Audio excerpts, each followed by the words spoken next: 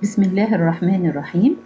Mammography ACR, breast imaging, reporting and data system lexicon interpretation. Maybe most of us working in the field of breast imaging know the meaning of the word BI-RADS, but not most of us know the meaning of the word lexicon. And why is it called imaging reporting and data system and not, for example, data collection? And what is the impact of using the lexicon on reporting and the data system? We will start by answering the first question, what is a lexicon? And if we look up the dictionary, we will find that the word lexicon means a book containing a clearly defined vocabulary list used by a person in a language or in a branch of knowledge. Actually, using the lexicon ensures that when a group of people use the same terms, the terms mean the same thing for every individual person in the group. And before answering the second question, why is it called a system, we should know that the BI-RADS initiative was instituted by the American College of Radiology in the late 1980s to address a lack of standardization and uniformity in mammography practice reporting.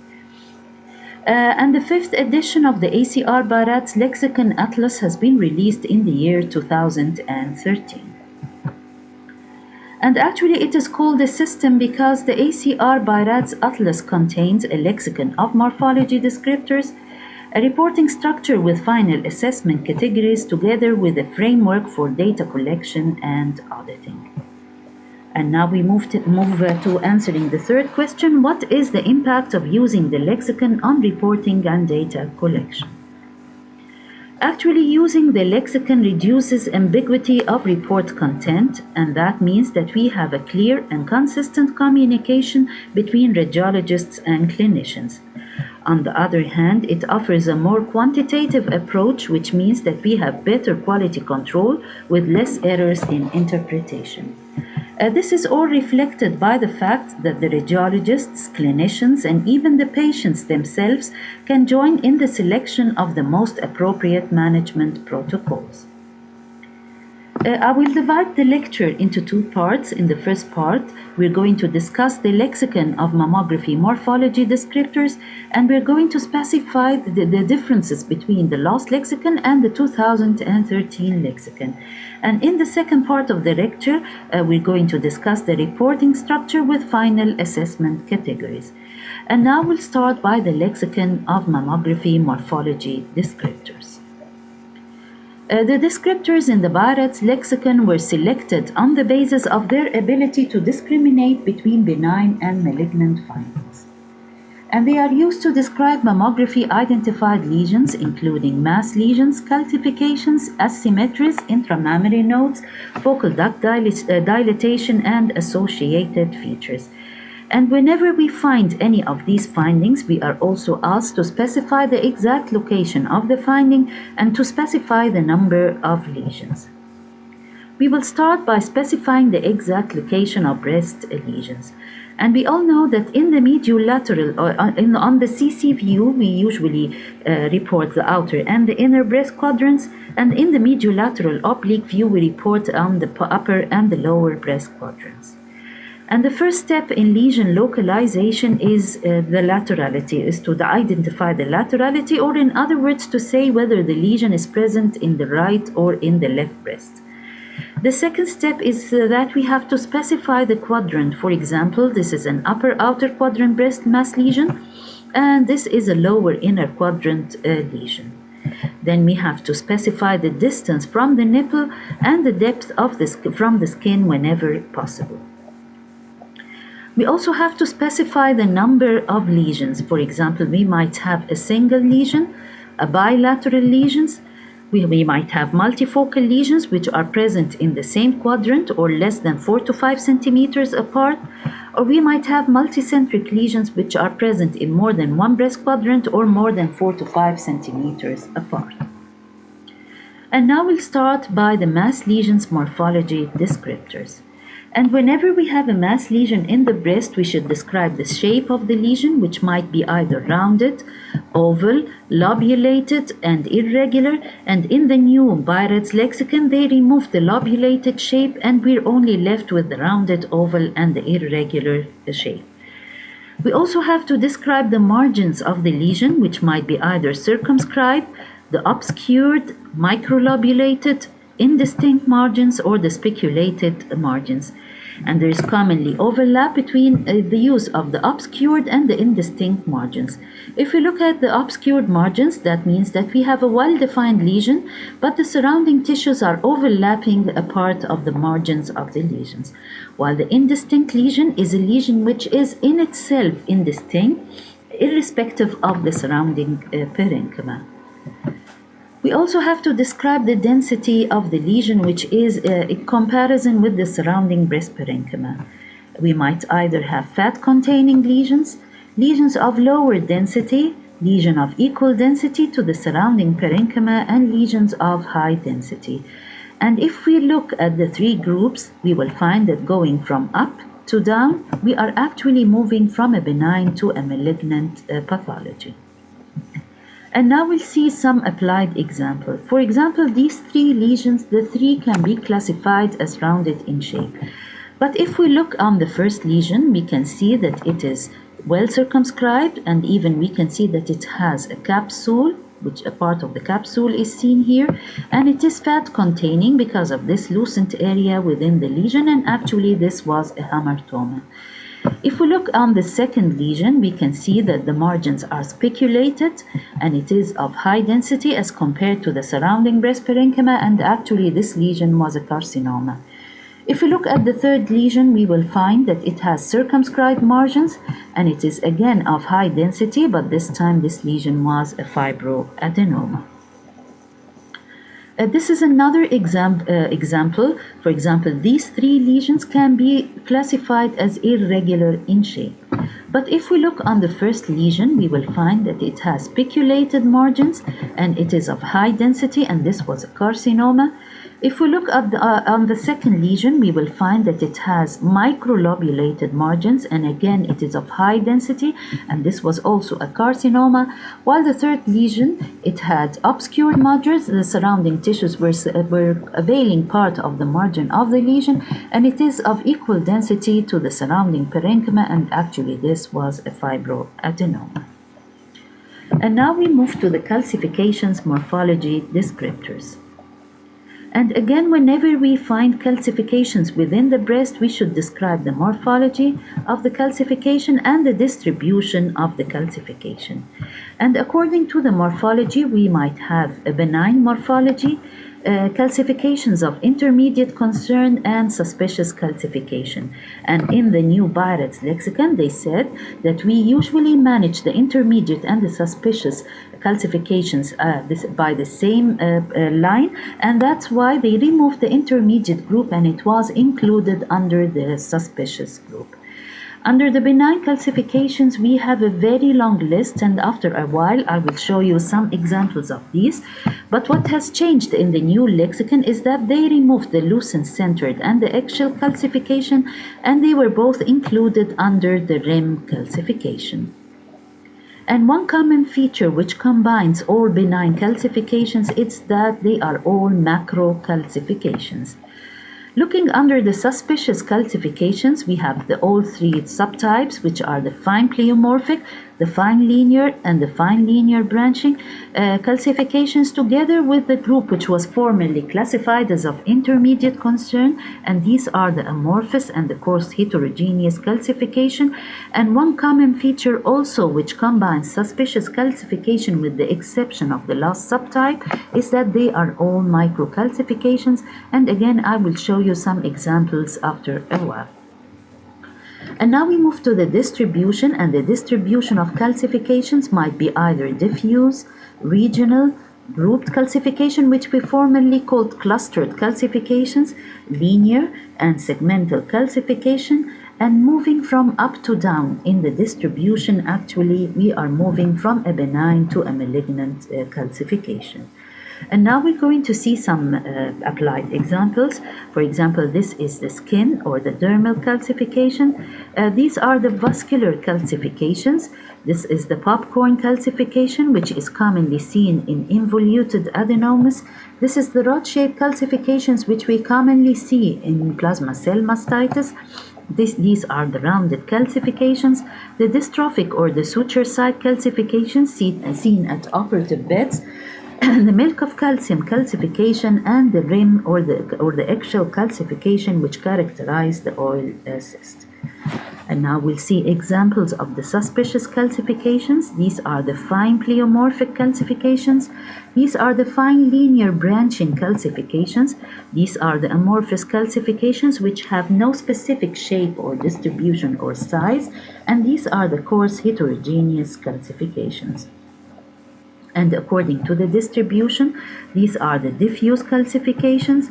This is the regional calcification which occupies a large area of the breast.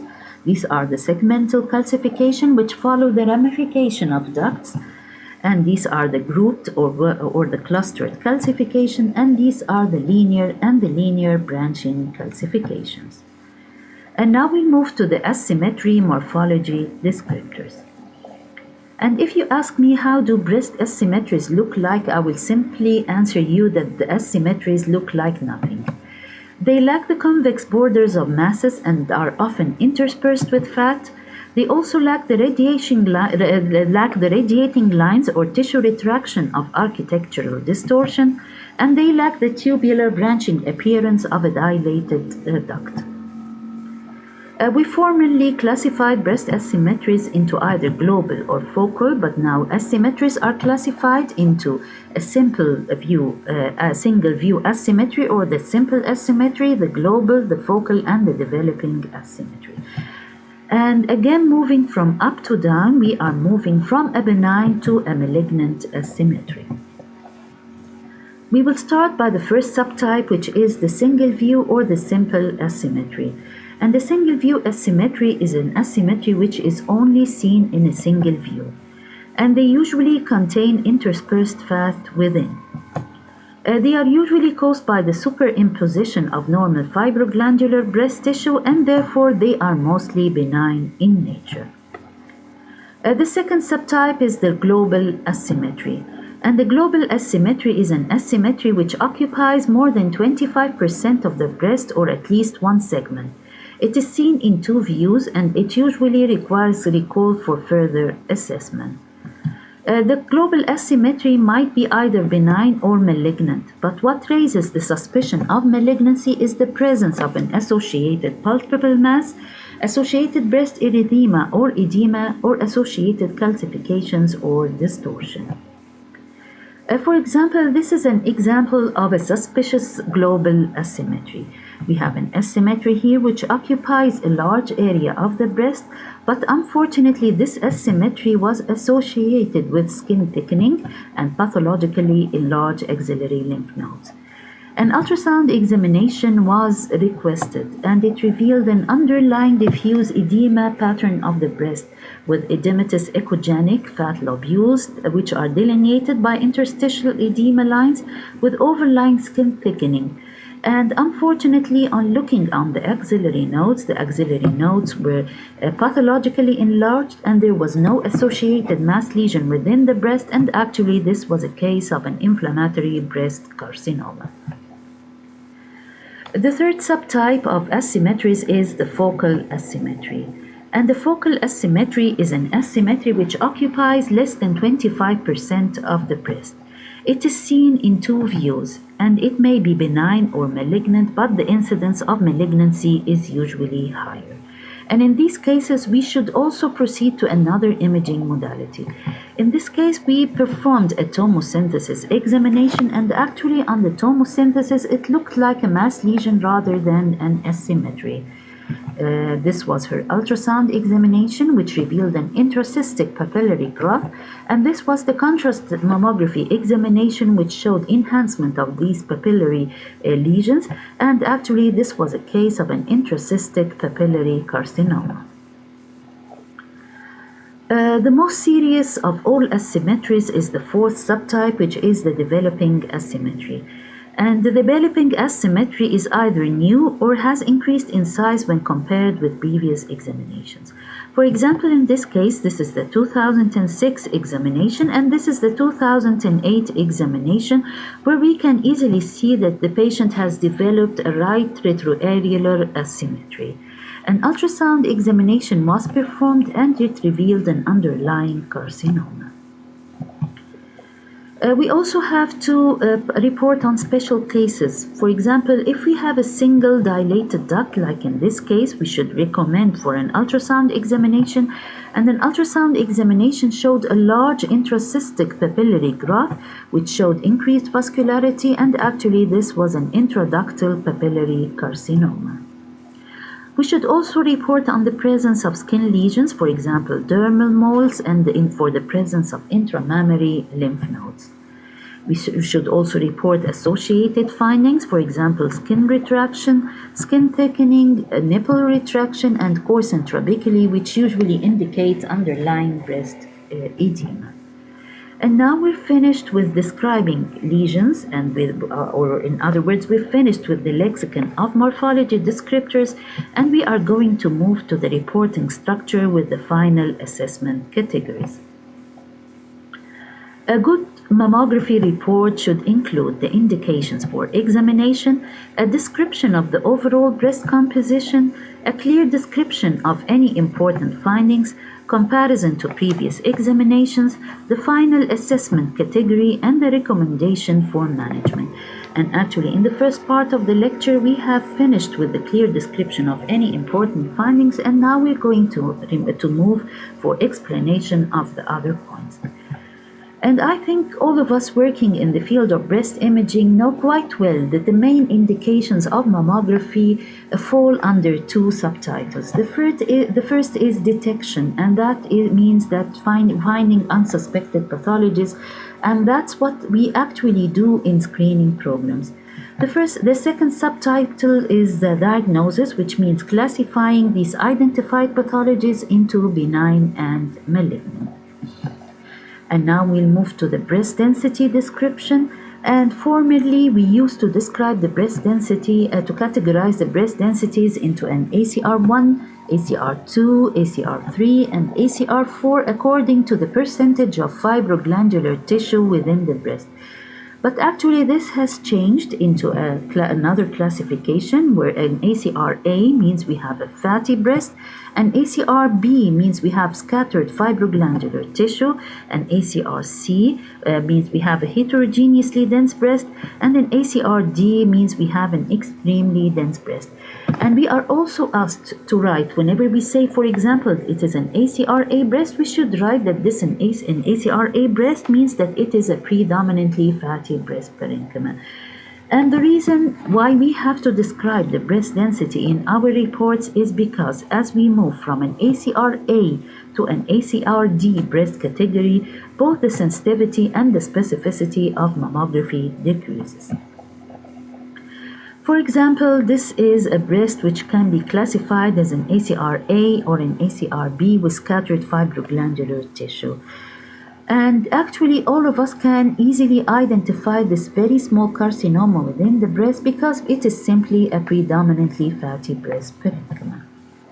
While on the other hand, if we see such a heterogeneously dense breast, even if we see the carcinoma on the contrast mammography and on the ultrasound, it is very difficult to pinpoint the actual site of the carcinoma in this type of breast because it is simply a heterogeneously dense breast parenchyma.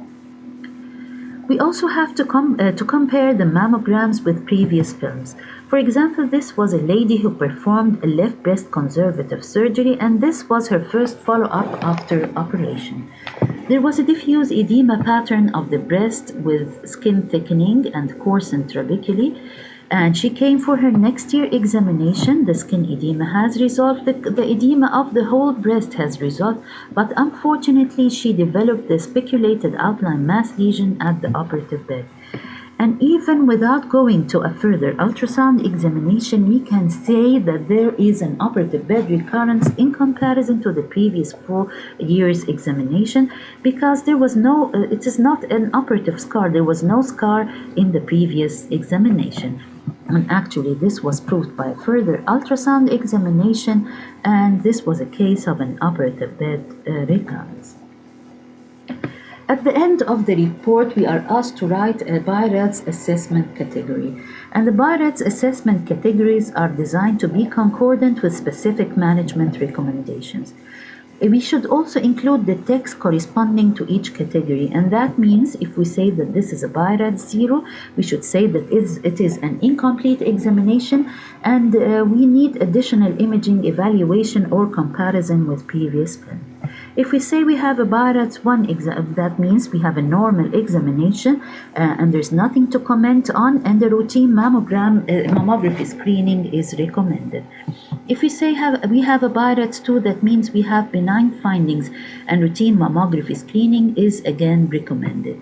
If we say we have a BI-RADS 3, that means we have a probably benign lesion with an incidence less than 2% of malignancy, and the short interval follow-up is suggested.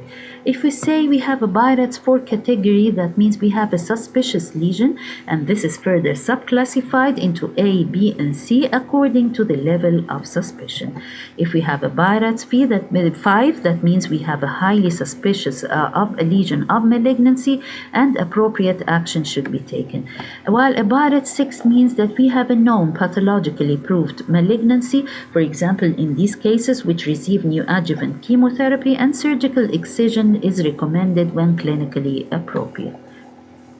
The linking of assessment categories with concordant management recommendations further enhances sound medical practice. However, in the 2013 lexicon, we are allowed to uncouple assessment categories and management recommendations in some selected cases. For example, we can have a BI-RADS 3 lesion, but this lesion is present in a high-risk patient, or if the patient or the clinician insists on a biopsy. We can still say that this is a BI-RADS 3 lesion and recommend for a biopsy without raising the category of this lesion to a BI-RADS 4 category. But of course, it is not accepted at all to say that, for example, we have a BI-RADS 4 or a BI-RADS 5 category and then we recommend for annual follow-up. This is not accepted at all. And finally, we have to clarify some points. A BI-RADS 0 should be used only in screening, and in the diagnostic context only. It should be used when complementary examinations are not immediately available. To use a BI-RADS 2, we should either have an involuted adenoma, fat-containing mass lesion, benign calcifications, intramammary lymph nodes, postoperative sequelae, implants, and clips. A BI-RADS 3 should be, if we are following up a BI-RADS 3 and we have any increase in size or extent during the short interval exam, we should recommend a biopsy, and the BI-RADS category should be raised to a BI-RADS 4. A BI-RADS 3 should be used only for circumscribed solid masses, for focal asymmetries, solitary group of punctate calcification. There is debate concerning the use of BI-RADS 3 category in screening programs because it might lead to unnecessary biopsies, and in the same time it might lead to delayed diagnosis of breast cancer. Therefore, we should conduct a complete diagnostic imaging evaluation before using it in screening programs. And BI-RADS 4 and 5 categories should not be used for mammography screening except after full diagnostic imaging workup is performed. And at the end, definitely using the standardized mammography descriptors and the BI-RADS final assessment categories have proved to be a unique resource for measuring and improving the quality of mammography interpretation. It provides an important assessment tool to audit interpretive performance, and establishing a clear line of communication between radiologists and referring physicians is crucial to improve quality patient care and is very useful in clinical research. And thank you.